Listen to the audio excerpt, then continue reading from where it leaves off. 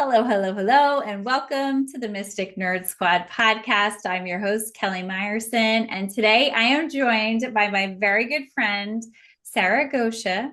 I'm going to read her bio to you to tell you all the wonderful things about her, and we're going to get into a really great conversation about work culture. And if you read the title, we put a little quotes around cults. And actually, this is probably a good time. Sara and I were talking before we started recording. I said, you know what? We just want to, at the outset of this conversation, we're going to have a very candid conversation about work culture. Sara's got some great advice and some insight into all different kinds of industries. But what the thing that we're not going to do is to identify specific individuals or companies or even sectors and give them a name and give them a bad rap because we're not here about that. This is a positive conversation, and Sara's got great ideas for how we can change going forward. So, that being said, let me tell you about Sara. Sara Goscha, President and CEO of Carroll Management Consulting LLC, has over 20 years of healthcare leadership experience. Based in Lincoln, Nebraska, Sara's career spans public health roles to senior positions at UnitedHealthcare. She's known for her innovative approach to healthcare operations, integrating AI to enhance clinical and administrative functions. Sara, officially welcome, and thank you so much for being here to talk about this. Thank you so much for having me, Kelly. I'm so excited that we get to talk about this really important topic. I think the way the mental health crisis is right now in America, people are going back into the office. It's the perfect time to talk about just how we work together, how we interact with each other, and that it really does matter, Yeah. right? Yeah. There's a lot that people feel, and we spend more time at work than we do awake with most of our family, right? And Mm. especially during the week. And so it's really an important topic that we talk about. And so thank you so much for having me today. You're so welcome. I think it's great. And we'll just give people more of a background. Sara and I met at a networking group and just completely hit it off. And I was like, we need to have a conversation. And we had this great conversation. And part of what came out of it is the way that the workforce is functioning. I mean, we could take it way back and we could talk about like the industrial revolution and the movement and the way that work happened. And then we can take it all the way up to COVID Mhm. and people going home, very little known about how to function in that way and working from their homes. We're now about to enter 2025. And yes, I keep hearing from people in various industries. Um, we used to be able to do a portion of our work at home, all of our work at home. Now we're coming back to the office. And the joke is like you're coming back for the work culture. So the first thing I want to talk to you about, like, how do you define what work culture is? What does that mean? And then we can talk about what the good, the bad, the ugly. Yeah. For sure. I think workplace culture is a lot about how everybody interacts with each other. Mm-hmm. It's sort of kind of the undertone, right, of the workplace. So, not only what you see in meetings, what's talked about, what's sent out in written media, it's more of the undertone, the feeling that you get when you walk into somebody's office, kind of the respect that you get on calls and on video conferences. Are people on time? Are people paying attention? Do people, care what you're talking about? When we go back to the office, right, we're not looking at our phones when people are talking. So I think it's the undertone that's set really by the entire kind of workforce that's there. So I don't think it's just leaders and managers. I think it's all the way up to all the way down and back again, right? So it's really more than just kind of a top down for me. It's really how we treat each other because ultimately you only spend so much time with people above you. Mm-hmm. You spend more time with people that are out and kind of around you, your peers, and maybe those that you supervise. And so I think it's incumbent upon all of us, right, to set the right kind of culture that we want. And that standard will flow up, right, Mm-hmm. with good leadership. So I think in the end, it's really about just how we all treat each other. Mm, I love that. I think I can see how that can be a challenge when, I'm thinking even just something as simple as I was talking to a teacher not too long ago. And she was talking about like how you just can't get kids to engage with you, like of Yeah. a certain bracket that if they were in high school, let's say, and they were receiving instruction in high school and they didn't have to have their cameras on. So maybe their camera was facing the ceiling. There was no monitoring of what was going on their face or no like back and forth. Like if we were having this conversation, we weren't actually looking at each other, we might be doing funny things with our faces and Right. not tuned into like what makes somebody feel like you're connected with them in the moment. Right. No, I absolutely agree with you. I think one of the things we've a little bit lost in our society, right, is sort of this nuance about having one-on-one conversations or in a group setting, being able to face someone, right? We're used to being able to say anything anonymously on our phones if we want to. Hmm. Especially in a polarizing, right, society we're living in right now, it's really difficult to have those one-on-one conversations. You really see it with our younger generations, right? The ability for them to look at you in the eye and really have a conversation. I think it then translates over into this workplace. And so I think what some workplaces have done as a way to sort of combat the inability for people to have those conversations is to really do a lot more of kind of this group kind of feeling exercises and kind of Hmm. we should all feel a certain way, we should all, think a certain way, we should all, kind of act a certain way at work. And the fact of the matter is, we can't all act our perfect selves all the time. That's never going to happen, right? And so I think being able to give people grace, right? Hmm. And say, wow, you weren't your best self, but that's Hmm. okay. It's okay that you weren't your best self. I Hmm. think people that have really high, right, kind of that what they call emotional intelligence is kind of the new buzzword, right? You have high Hmm. emotional intelligence, maybe weren't when you weren't at your best. And sometimes there's a strategy behind how you act at work, right? Some Hmm. people are really smart about it and they use it in different ways. I think what I've been seeing though, and I've seen it, I've talked to people, I've witnessed it, I've, worked with others, is kind of this kind of why we put cult in quotations is that we all have to think and act alike. And I think Hmm. that's really, really dangerous in the Hmm. workplace.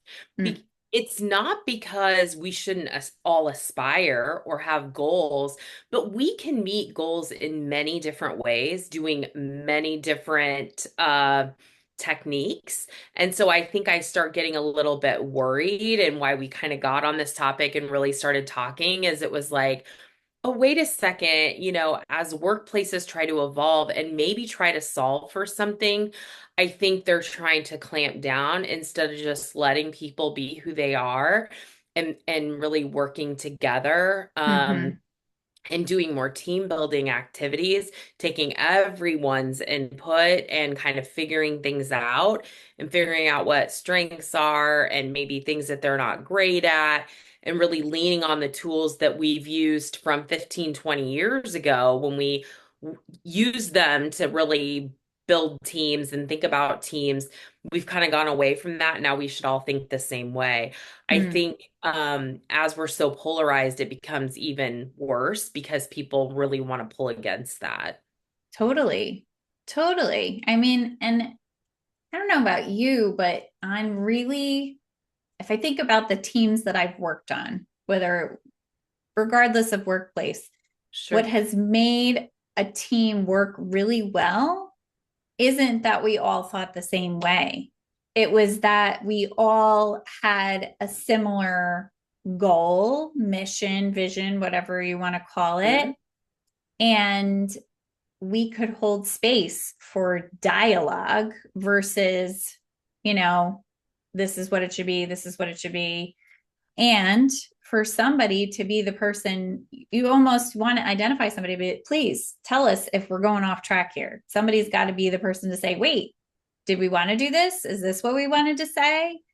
Putting on the hat of the like critic. Let's hold this, see if this holds up if we ask some difficult questions. Yeah, no, absolutely. I used to tell and still tell people that work for me is you should feel really comfortable in saying, I don't think that's the right way to go, Sarah. You Mm-hmm. are off track, right? You are way off, or I don't agree with that, or I don't think that's the way we should do it. That doesn't mean that I don't still make the same decision, right? But Mm-hmm. the safety you can really, really bring to people in saying, you don't have to agree with me. I might not be right. You might see things that I cannot see because all of us have blinders on, Mm. right? We all have blind spots when it comes to work. Of Yeah. course we do. We have different experiences. We have different ways we grew up. We have different ways we think about certain problems. We all put, a Rubik's Cube together differently, right? Like our brains Mm-hmm. work very differently. And so I think we should celebrate that and not try to get everybody to think the same, but instead be open to saying, okay, tell me why. That doesn't mean the decision changes. And I think being able to just say that up front to people. Mm-hmm. So I think my best teams, and I have had a lot of them, but some of the best teams I've had are ones that can come to me and say, I don't think we're hitting this one. I don't think that's the direction we should go in. And I have to be okay to take that feedback in and listen. Even if I'm going to make a different decision, I might know pieces of information they don't know. So I think at this point, I think I worry about everybody becoming the same. And that's Mm. where I get into that cult mentality. That makes me really worried for people because when people feel like they have to conform and we're all going to think the same way, they start to Mm-mm. check out. So Mm-hmm. burnout rates have gone through the roof, right? Yeah. Everybody's seen it. There's tons of research out there, right? I know people writing books on this right now, right? It's a hot topic and it's definitely happening. And I think part of that is because people have started to really, if they don't all think like me, I get scared. I think there's a lot of turnover in the workforce. Jobs are scarce at times, Mm-hmm. especially for certain levels. I think Mm. the younger generation wants to move up faster than any of us probably ever did, which is great. Aspire to that, and everything. But I had somebody call me a few weeks ago and say, "Hey, would you come talk to our staff about having to work up in multiple jobs? That it wasn't, you didn't get here overnight, right? At 30 years old, you weren't, making this kind of salary and you weren't ready to open your own business and, just those things weren't happening. And Mm-hmm. so I think people want people like us to go talk to them because Yes. it is a little, they kind of want to move up so fast. Yeah. And so I think that's part of why they're clamoring down on kind of this group think. Yeah. I'm also very aware, as I'm sure many of us are, at the speed with which we're trying to move, make decisions, shift perspectives, and like head running in the other direction. And I think in those moments, I wonder, how do we better slow down, take some time, like you said, like develop that sense of understanding. Let me see if I understand where you're coming from. Like I said, not necessarily that if you're challenging my perspective and I'm the manager, CEO, that I'm going to say, okay, you're right, let's change it, but that everybody's viewpoint gets to be heard. But how do we do that when we're trying to move so quickly? And it feels like a literal race sometimes. Yeah, so can we just acknowledge that my lamp just fell in Yes, the that was so ground strange. and that I either a ghost just walked through, right, and knocked it over, or something. We had a little earthquake because it literally came down, and I'm not really sure what happened, but it's Halloween season, so I figured I would just put the hypothesis out there, Kelly, and we'd have a little fun on the show today. It is the Mystic Nerd Squad podcast, so there is that mystical thing. And Yeah, I like something just happened. something happened. I was like, is it one of her dogs? I don't see a dog there. I don't know, Nope, Sarah. no It's a dog. mystery. Door is shut. This is a mystery on Kelly's podcast live right here. Hello, everyone in the audience. Just take it for what you will, okay? But anyway, back to what we were talking about. And There was a Kelly knows ghost that I with would a just like a very big perspective on this. So maybe they're inspiring you to answer that question. they are obviously, but it's now tilted. So I'm like, okay, this is actually perfect for me, It's Kelly. perfect. It's Honestly, good. it fits my personality basically to a T. So no, but kind of, I think that is part of what I want to challenge Mm, the workforce to think about and companies to think about. What are you running towards, right? mm, So a lot of it is I think about all the things that we do at work, right? hmm. And I think having worked in many different places, now owning my own business, I even find myself running around and it feels like I'm a tornado I'm from Nebraska. I'm kind of running around and all of a sudden I stop and think, but what am I doing this for? Like what is going on right now? And then I realize like some of it's busy work. Some of it I think is for us to feel like we have an important spot in this world. And Mm. I think some of it has to do with, and to be honest, I think it's people my age, middle aged are, I think we maybe had some confidence issues, right? I see younger generations, there's Yes, zero confidence issues. None.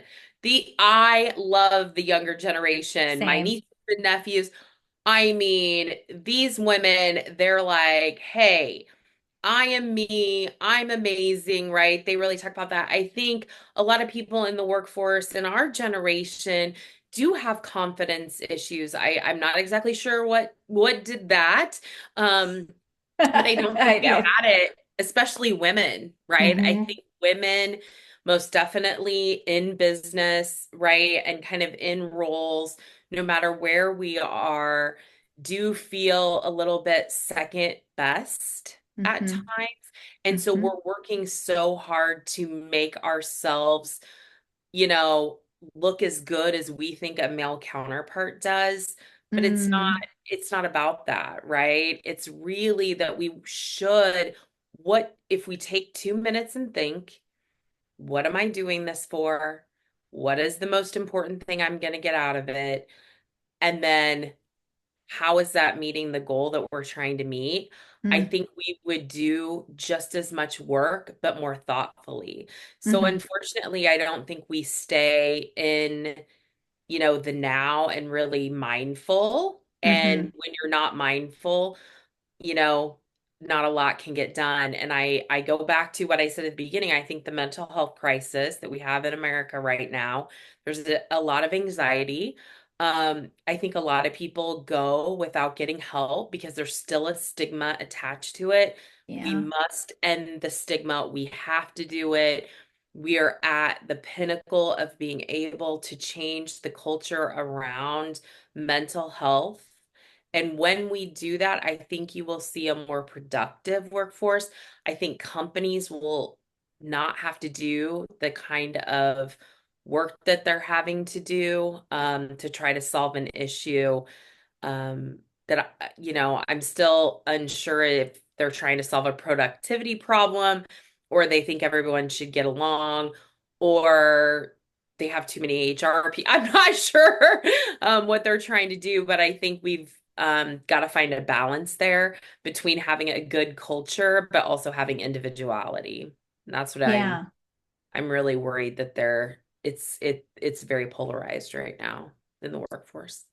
Yeah. And I'm glad you brought up the discrepancy between generations because I think that can be a touchy subject and issue because each generation, like you said, the generation we're Gen Xers. So we did not grow up with the same influences, conditioning, you know, we're born in the 70s. We're not like so far into like a lot of the women's movement. And I don't Right? know about you, but if you go back and watch some of the movies and the TV shows from the 80s, it's cringeworthy. You Oh, know, yes.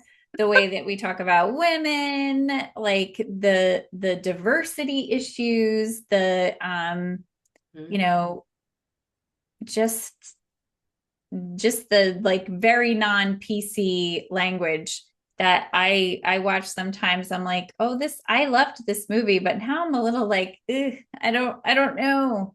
And so we're in a different time, and we have younger generations who are so much more body positive, which is amazing, which I love, who Yes. are so much more sure of who they are, what they like, and it's a different approach than I think we were, where it was like still the you should be kind of seen and not heard.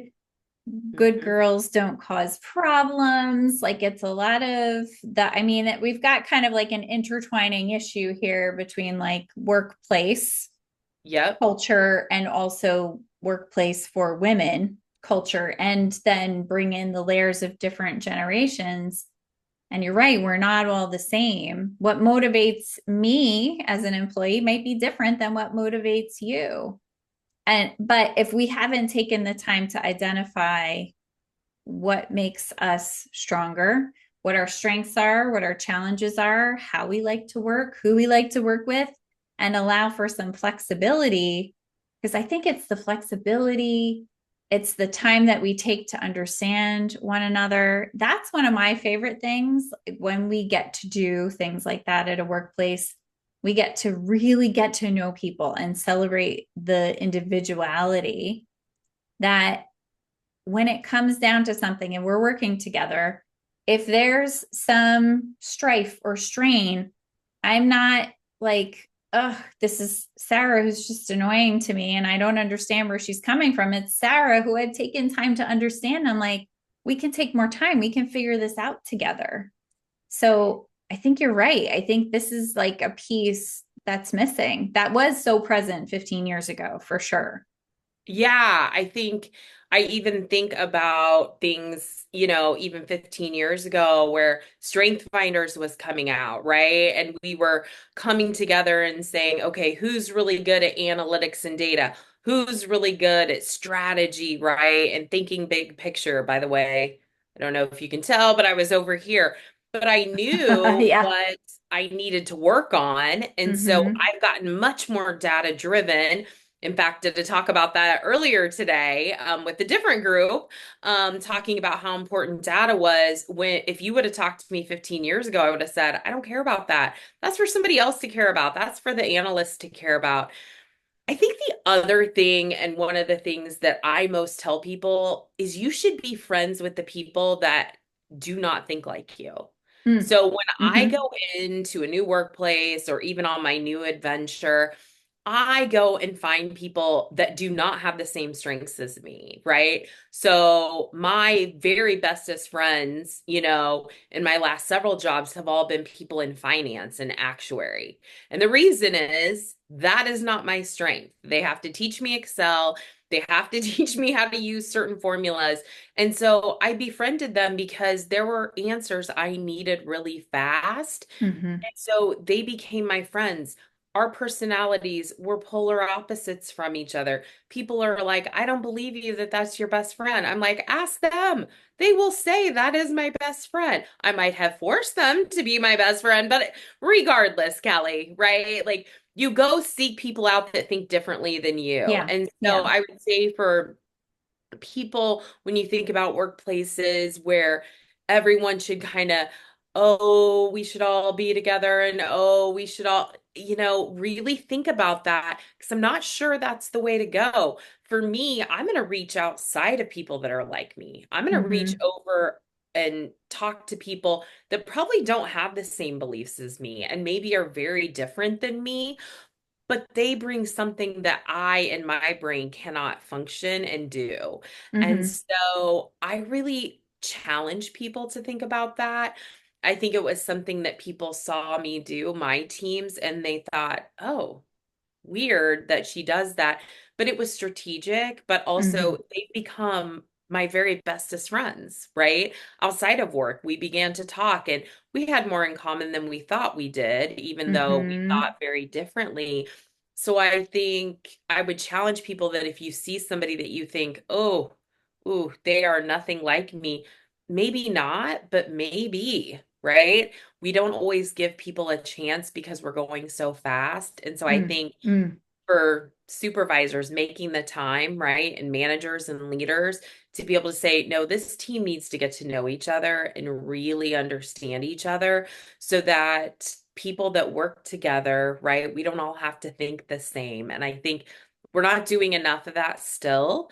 Um, I have faith in the, as time continues to go on, but I think everything kind of what comes around goes around and back again. And so I'm really hoping as people are talking more about burnout and they're talking more kind of about what we're doing in the workplace, they kind of bring back that stuff that we used, 15 years ago that can Mm-hmm. really just help Mm-hmm. us because Absolutely.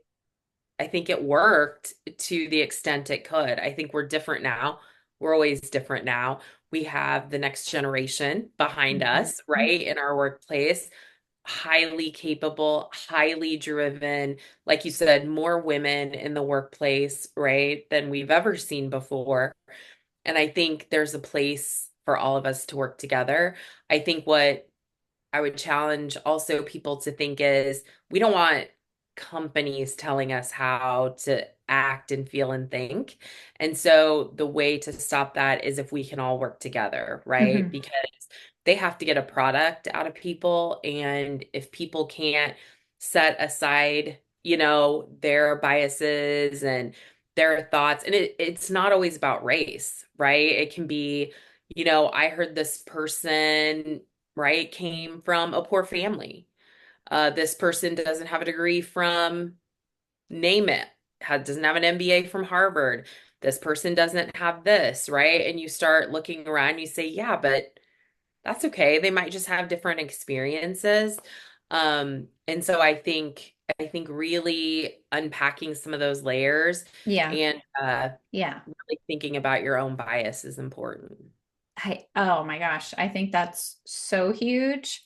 And I think even just the acknowledgement that we all have biases, we have them, that you can't just be like, I don't. We do. You just do. There's so many things that contribute to that. Yeah. I'm I think, thinking, yeah, go. no, I just think that if anyone says they don't have biases out there, they're probably the first one that needs to go figure out what their biases are. Because I definitely can name the ones I have, and I work on them every day, right? And so I think it is something that if you say I get along with everyone, that's probably not true. And so I think really sitting with that and really thinking about why do you have it? What has contributed to that? And then what will you do to try to, overcome those biases are really important. But I think the first thing is saying you have them. So I agree with you. Totally. And I also think not only for you to be able to work more effectively with your teams, but when you have a service, a product, your clients are all going to be different. And so if you can learn how to seek first to understand, I think for me, I go back to all the leadership stuff. And that's what I feel so strongly about, those leadership skills, not the management piece, but being truly a leader? And I know that's something that's super important to you too. What do you think are some of the key vital qualities of a leader, and especially with today's workforce? Yeah, I think really to be a really good leader is someone that will do the job no matter what it is. And so I don't think I've ever been someone, and in fact, somebody remarked about this the other day. I will not ask somebody to do something I will not do. I will Mm-hmm. always do it Mm-hmm. first or show you how, or we can try it together, right?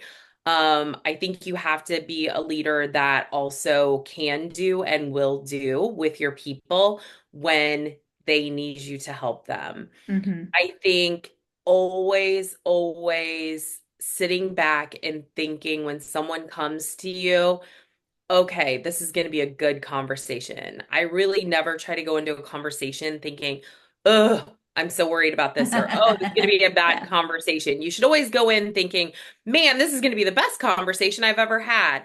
They're not always going to be the best conversation you ever had, but I think really, going in and thinking to yourself, you know what? Today is going to be a good day, and these are going to be productive conversations is really important. I think another good leadership is checking in with your team regularly.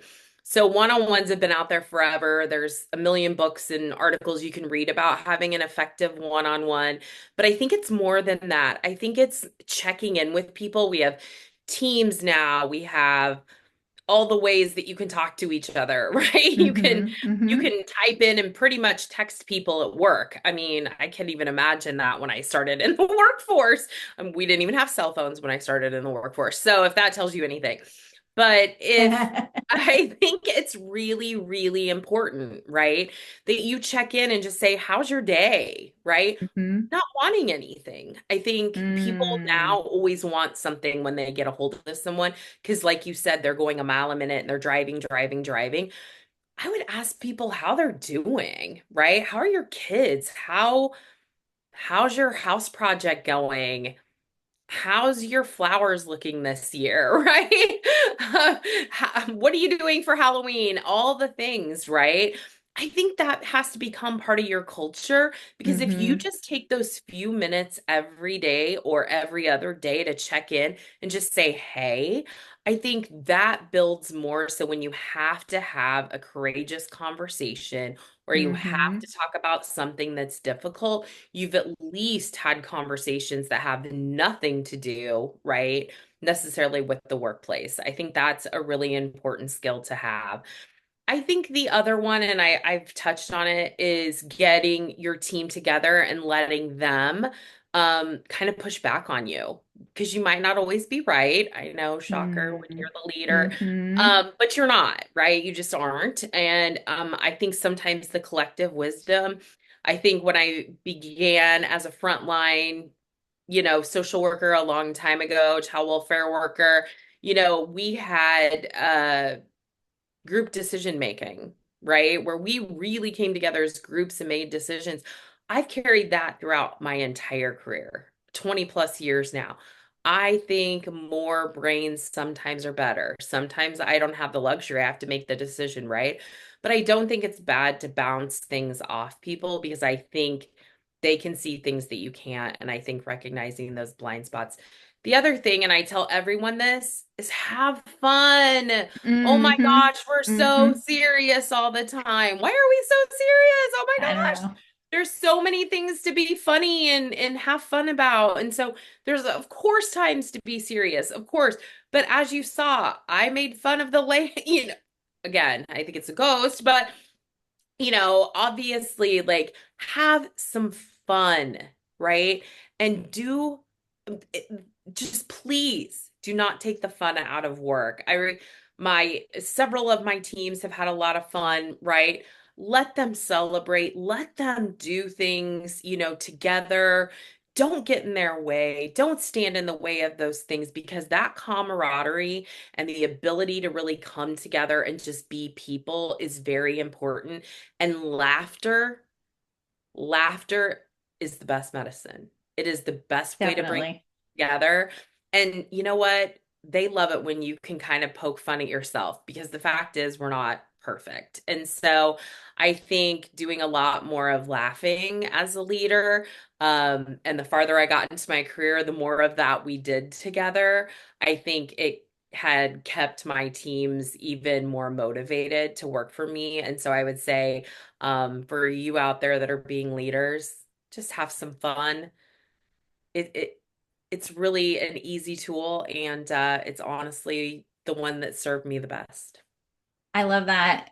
I think that having fun, I mean, if you think about how much time you said that we spend at work, it's a lot, sometimes more than we even get with our families during the week. And so, I love that idea of having fun. And I was thinking when you were talking about having conversations so that when it has to be like a very deep conversation, you've had the time that you've talked to each other. I was thinking about not having every interaction have to be transactional.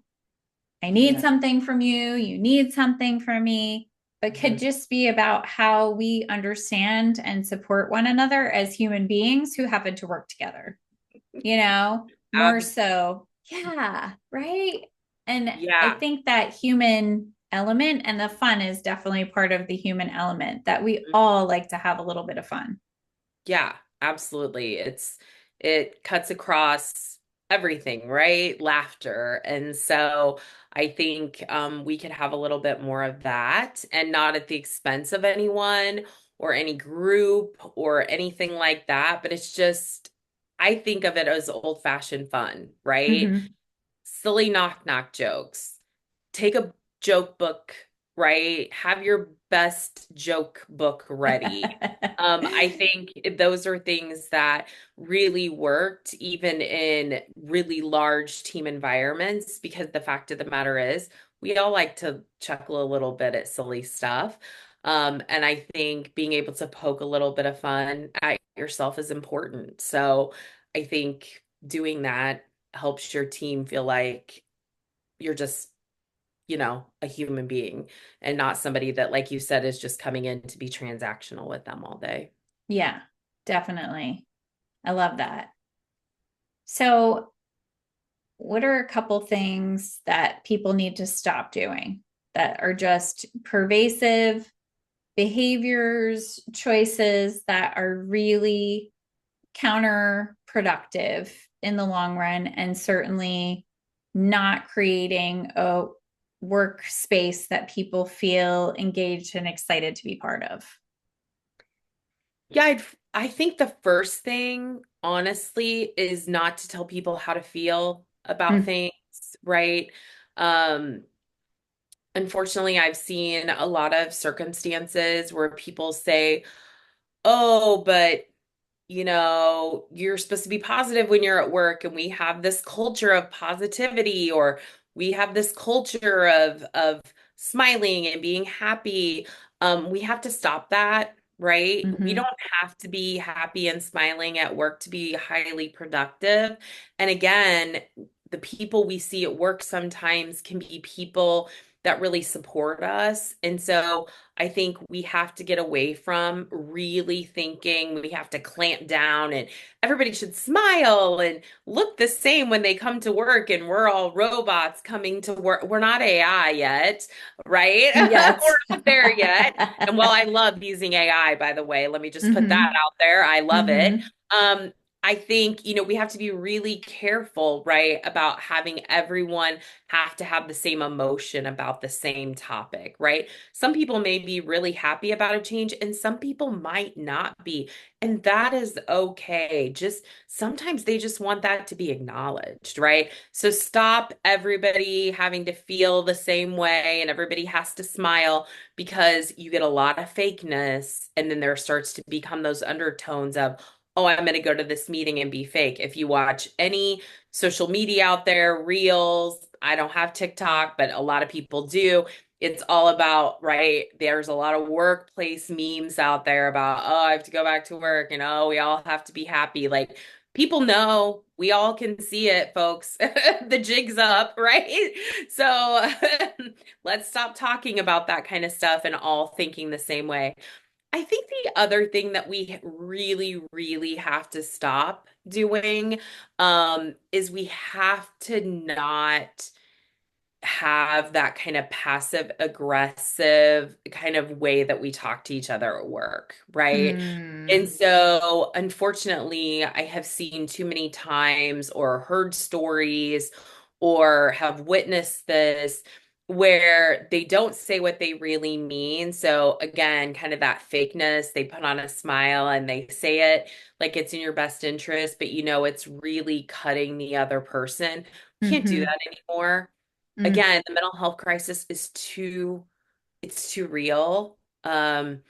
Unfortunately, I have seen and heard of people I even know, unfortunately, who have, over workplace stuff, have really taken extreme measures. And we just can't do that, right? Words matter. hmm Intention matters. And so I think there is a way to be kind and direct and also get your point across without kind of that, I'm going to act really nice, but behind you, I'm going to do something else, right? Like, you mm, can't do that anymore. Let's mm-mm. just be direct and be honest and kind when we're doing it. And so, what I tell people is if somebody's done something that isn't correct, it's best to just go at them and say, listen, I'm not sure what's going on, but this is what I've noticed. How are we going to fix it together? Right. And really putting it out there that as leaders, we have a stake, right, in making things better, unless it's completely egregious. And I think we have to do that for each other because the alternative is to really not talk about things, right? And then there's consequences on the backside for that. So those are kind of the things that I think, we have to stop doing. Yeah, I think that last one is super important. And I was thinking to myself too, having those kinds of tough conversations, confronting somebody when they've made a mistake or they've done something wrong and it needs to be corrected. It's almost like if you've never had any coaching or guidance around how to do that, it can feel incredibly uncomfortable. So, how do leaders set that up for their people so they have a way of addressing those issues and it doesn't become like a human resources nightmare because somebody says something the wrong way in their feedback? Yeah, no, absolutely. So I like to talk about this really ongoing with my teams, right? Really in team meetings, right? Here's how I'm going to approach things if I'm not seeing something right, right? We'll talk about it. We'll put it on paper, right? It's not going to be a gotcha. We'll talk through it. You have the ability to tell me what's going on. I want you to be successful. I want to be successful. We can only do that we can't do that in a mutually exclusive relationship, right? Mm-hmm. The only way to get this done correctly is if we do it together. Yeah, Otherwise, you wouldn't have the people working there. And so I think talking about having difficult conversations ongoing, again, doesn't make it scary, right? It's not a exactly. got you because you're already talking about it all the time with them. So it's like, hey, if something happens, this is what we're going to do. And this is what I'm going to probably have you do when you come in. And you shouldn't be scared, right? You're going to come in and we're going to talk about it. And this is what we're going to do. And we're going to make an action plan. Because I think if you talk about it and you don't say, oh, go read a policy manual, it'll tell you what you do with the discipline. I don't think that's a thing. I think if you're much more honest up front and you're really like transparent about that, it's just not something that's scary anymore. So when it does happen, right, and something happens or something goes wrong, it's not scary anymore because you say, listen, we've been talking about this in our team meetings. And as Mm-hmm. long as you do it exactly how you've set up your stage, that's how you're going to address it. Once it gets there, it's like you deflate all the fear and all the Mm-hmm. anxiety that they're going to feel Mm-hmm. because they know when they come in, you're going to do what you said. and you do it with one person, Kelly, you do it with one Yes. person that it happens to, it will permeate the rest of the team because they will say, well, I made a mistake. She brought me in, and everything she said she was going to do is exactly what she did. And all of a sudden, they're not scared. And then they're not scared. And then all of a sudden, they want to work for you, right? And Mm-hmm. they want to go to bat and they want to continue to come in and do the work that you're asking them to do because it's not scary anymore. I think Right. the way people hold power is fear, and fear that we have in our heads about what's going to happen is much more than probably what's really going to happen. So what I try to do is take all fear out of things, right? I also say, I mean, if it's something egregious, this is what's going to happen, right? Mm-hmm. Won't be able to work here anymore, and we'll have that conversation. I'll do it very kindly, right? So it's not that we never talk about that, but it doesn't seem to happen because I think we talk about it, and so there is no hidden agenda, right? Yes. And Yes. I think people find it a little refreshing when you go ahead and talk about it very openly. And I'd be remiss if I didn't say one more thing around that. Everyone should have a very clear guide of the behaviors they want to see. Mm-hmm. And it should not be that you smile in every meeting or even that you're on time. I mean, some of that stuff, but I think a lot of it is about the actual behaviors you want to see in people. So a person that exhibits this kind of behavior does these five things ongoing. And I used to tell people all the time, if you want to get a really good score, right, everybody gets worried about performance evals. Nothing should be a surprise at your performance eval, by the way. You should know exactly what you're going to get. But I think when you go in, right, it's like, am I doing this 50% of the time, right? Am I doing this? Are you really doing it 100% of the time? Are you always doing There are some people that can make, right, 100% of the time. Very rarely are we all going to be perfect, right? That's just not how it is. And so I think also normalizing that bell Mm. curve, right, when it Mm-hmm. comes to kind of performance evals and stuff would really do us well. I think these conversations are things that leaders don't like to have, and that creates kind of that other culture we've been talking about, right? Is because people don't want to have, right, a conversation. And so they steer clear and then they get to performance review and they say, well, you're a 2 out of 5, right? And people are like, What? I didn't know I was a 2. What happened? Right. And they get all worried and they think they're going to get fired. Where otherwise, well, let's just normalize that a 3 is getting your job done, right? So, let's just normalize that across all the companies because I think what happens is when everybody's a 5, it's hard to strive for anything. Mm-hmm. And all of a sudden it's like, oh, wait, we're all the same then. That goes back to that kind of, you know, culture type mentality. Oh, we're all perfect. No, we're not. We are not perfect.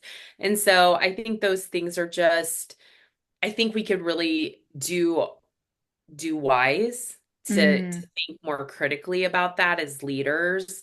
Um, and that, it doesn't matter what kind of industry you're in. I think we have to start normalizing that it's okay just to come in and do your job and do it well, right? You don't have to be perfect to still be part of the team, I guess. Yeah. I think that's really important. Yeah. And some of us may feel like we always have to be exceptional, but it's very hard to stay at that level, Yep. especially in different, I think, of seasons of life that it's just not possible. Yep.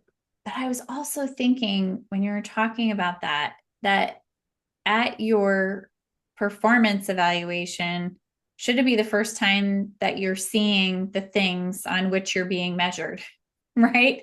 So, how do Wow. people communicate what is important as part of the department or the team? What are the things that they're looking for you that will guide you when, not just when you're with everybody together, but when you're off on your own doing your own thing?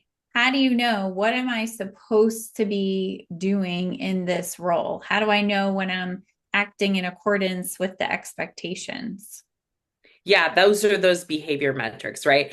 I will get this kind of rating if I get 30, 7% of the blah, blah, blah completed, right? Or I have to get 87 completed, or I have to, attend every meeting with, not even a minute late, whatever those behaviors are. Instead of just saying you have to meet this high level metric, you have to describe what the actual behaviors are that you want to see.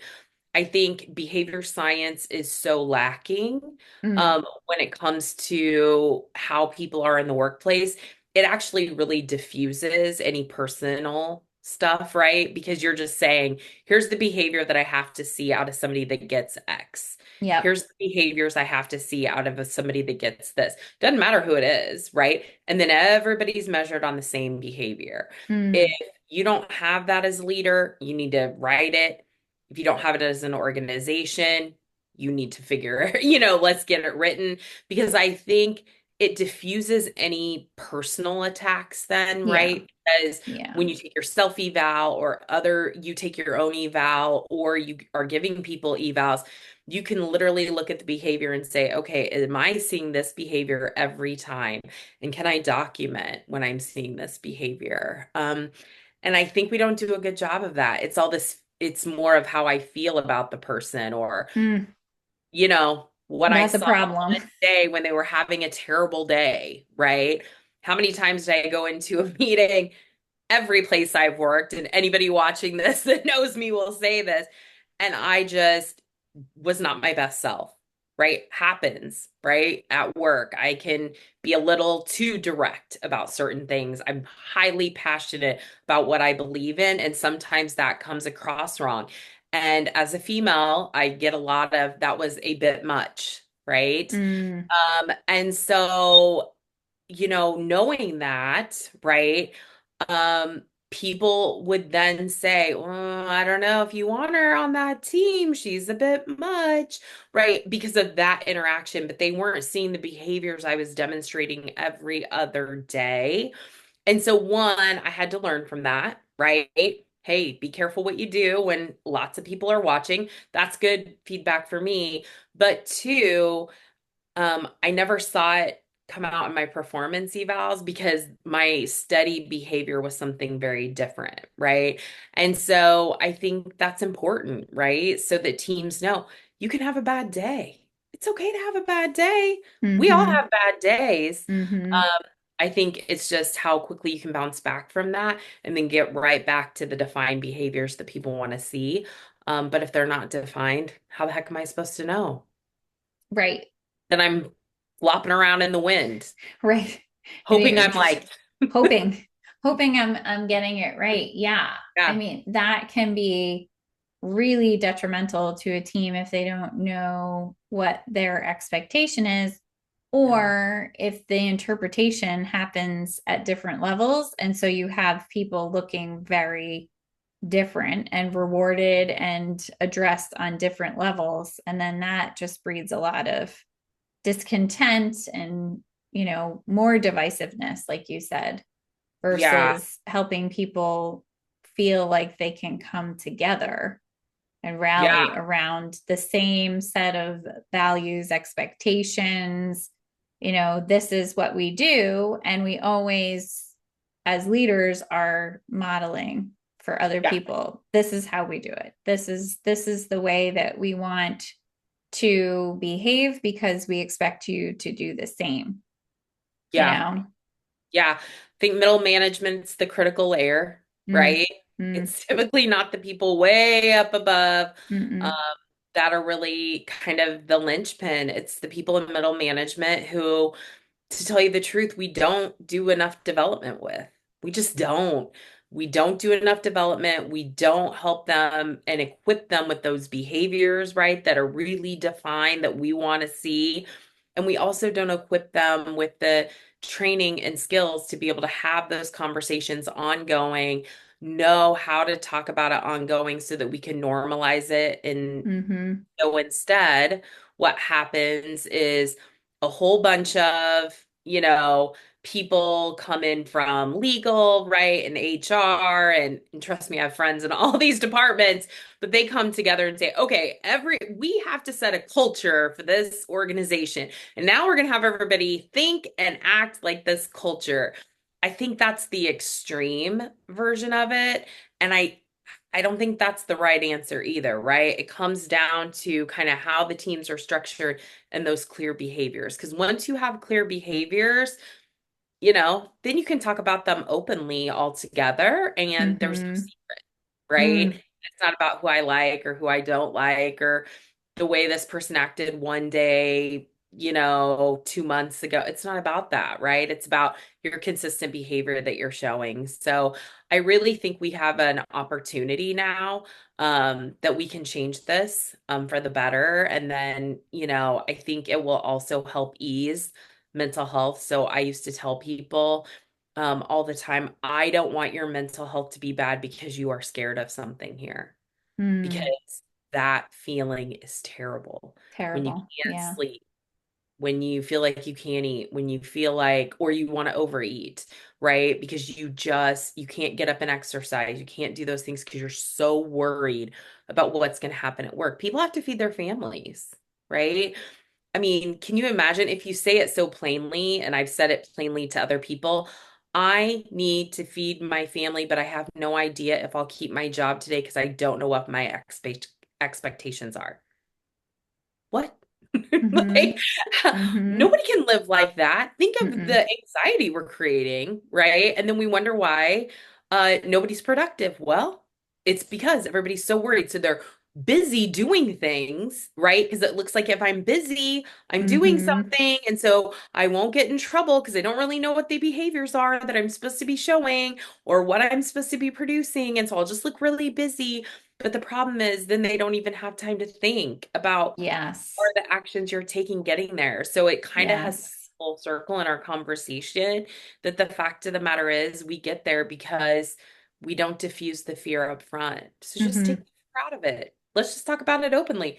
Here's the behaviors I have to see, and you just keep talking about them. And if I don't see the behavior, here's the action I'm going to take, and you shouldn't be afraid of it because everybody knows what the actions are going to be and exactly what it's going to look like, down to the point where I would actually tell people, I will set up a meeting.